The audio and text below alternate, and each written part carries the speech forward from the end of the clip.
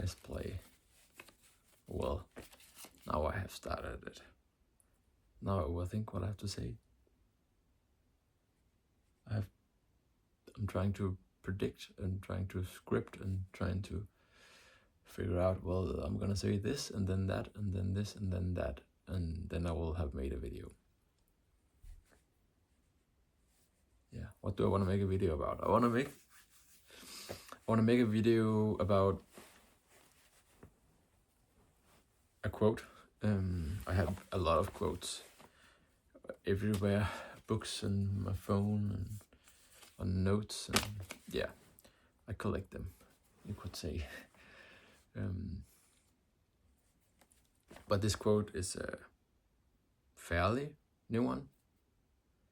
Maybe, I think I have it a month ago or something. I added it. It's from a video with it's now I'm getting in my head because now I have to edit that out, and do I want to start over or do I not want to start over? No, I just want to keep going because this is a normal conversation. It's not so perfect. Yeah, it's a video with Joe Hudson. His YouTube channel is called, I think it's just Joe or Joe Hudson, the Art of Accomplishment.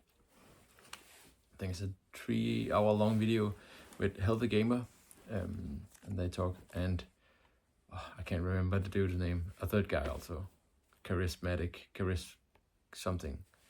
on Command, I think. I don't know what his name is.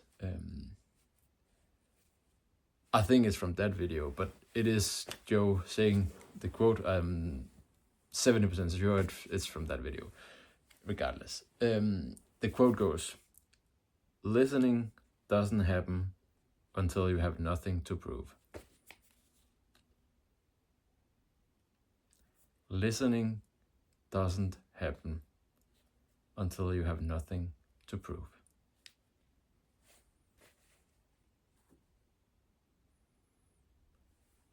It kind of makes sense, I would say. To me it does, at least. And why does it make sense? Because if you're trying to say something to prove your point, or saying, oh no, you're not correct because this is actually how it is, and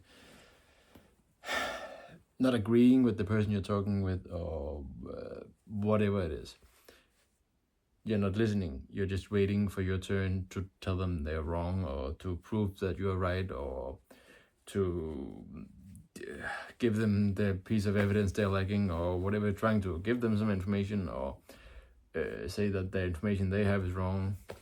Very particular way of saying that, but yeah, listening doesn't happen until you have nothing to prove. But most people have something to prove most of the time. And that's why we are not listening to each other. It's sort of, yeah. I feel like it just makes sense. And maybe it's not something you in your day-to-day think about that much, but maybe you should. Maybe you should be thinking about it more. Or maybe not thinking about it, but acting accordingly to what the quote is saying more. Or just be aware of when are you trying to prove something in disguise of listening, and when are you trying to prove something and not disguising it as listening. And when do you want to listen, but you end up trying to prove something, so you actually didn't really listen.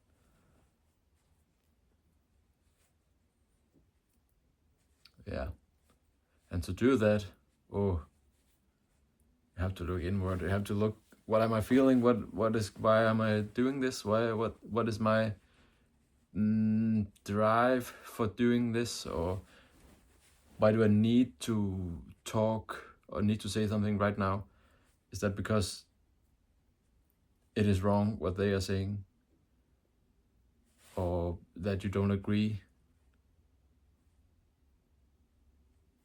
Because when you listen, you don't have, I think, urgency. You can have urgency in listening if it's something horrendous happening, but you are still sort of grounded.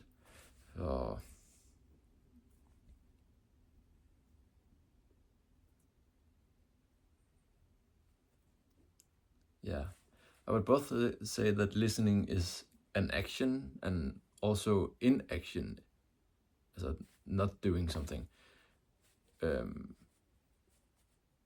Because in some ways, I would say it's the opposite of doing something. If you're doing something, you're thinking about what you're going to say, or why they are wrong, or what you should say next, or does this make sense, and what did you have for lunch, and what the fuck you else might say or think.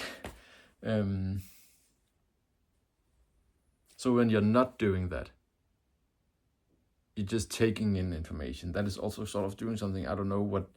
Then nothing is doing nothing. Then nothing can be doing nothing, because if you just sit, you're still feeling the ground, or yeah. Maybe I would say then listening is not doing anything, not trying to do anything, just not trying to do anything about push pull anything in the world, just taking in. And then listening is sort of giving that it's with the ears. You hear, but you listen with your whole body, don't you? You would say I'm hearing sounds, but I'm listening to music. I'm not hearing songs. You could say that, but I'm listening to songs.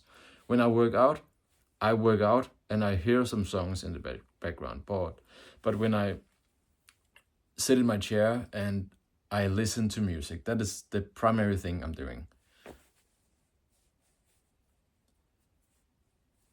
So there's something with attention also in listening versus maybe hearing. That listening is applying your attention or awareness to what you are receiving.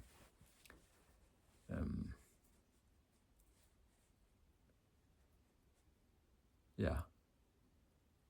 And you cannot be receiving information, sensory input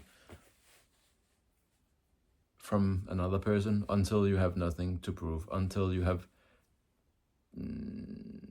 paused or given up on action out here.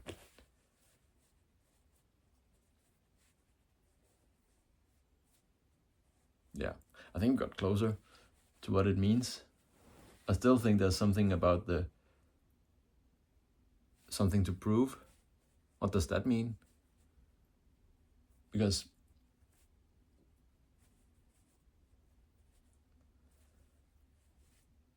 is it both, or is it something to prove? Is the first thing I think of is some kind of argument that you're having, and you have something to prove, so you're not listening to the person you are arguing with, and you're just trying to prove that you're right or they're wrong or whatever it is.